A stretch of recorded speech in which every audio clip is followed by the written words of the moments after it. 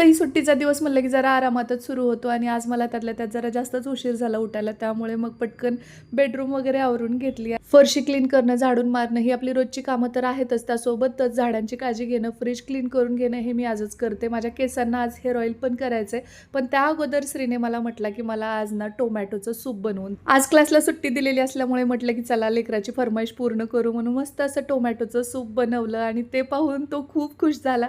लगेचच त्याने गरमागरम सूप प्यायला घेतला. अंबवीला तिचा खाऊ खाऊ घातला आणि मी माझ्या हेअर ऑइलला सुरुवात केली. हे DIY हेअर ऑइल आहे, त्याच्यामध्ये कॅस्टर ऑइल मी मिक्स करते, कधी कधी नुसतंच कॅस्टर ऑइल पण वापरते. खूप जास्त चिकट असतं त्यामुळे नकोच वाटतं, परंतु केसांच्या आरोग्यासाठी तितकंच गुणकारी आहे त्यामुळे मी वापरते. आणि पूर्वी तर मी जेव्हा हेअर वॉश करायचे माझ्या जुन्या शॅम्पूने तर तसंच केसांमध्ये तेल 2, 3, 4 वॉश करेपर्यंत राहायचं. दिवसापासून मी सर्च करत होते एकदम नॅचरल, माइल्ड आणि केसांमध्ये शाईन आणणारा, त्यासोबत स्काल्प क्लीन करणारा शॅम्पू आणि फायनली मला तो मिळालेला आहे. तुम्ही याचं टेक्स्चर बघू शकताय आणि त्यासोबतच हे ट्रान्सपरंट आहे, कसल्याही प्रकारचे ॲडेड केमिकल किंवा सल्फेट, पॅराबिन या गोष्टी याच्यात ॲड केलेल्या. आता कितीही जास्त हेअर ऑइल केलं तरी मला टेन्शन नाही, कारण माझ्याकडे आहे आल्स गुडनेसचा anti hair fall fenugreek shampoo. यामध्ये coconut based cleansing agent use केलेला आहे, त्यामुळे केसांना एकदम जेंटल आहे. यामध्ये जवस, मेथी यूज केलेलं असल्यामुळे आपल्या केसांच्या ओव्हरऑल हेल्थसाठी ते खूप बेनिफिशियल आहे. याच्या यूजमुळे माझ्या केसांमध्ये स्ट्रेंथ सुद्धा ऍड झालेली. पाहू शकता स्कॅल्प एकदम क्लीन झाले माझं. पूर्वी ना केसांमध्ये तसंच तेल राहायचं आणि केस तेलकट चिपचिप दिसायचे.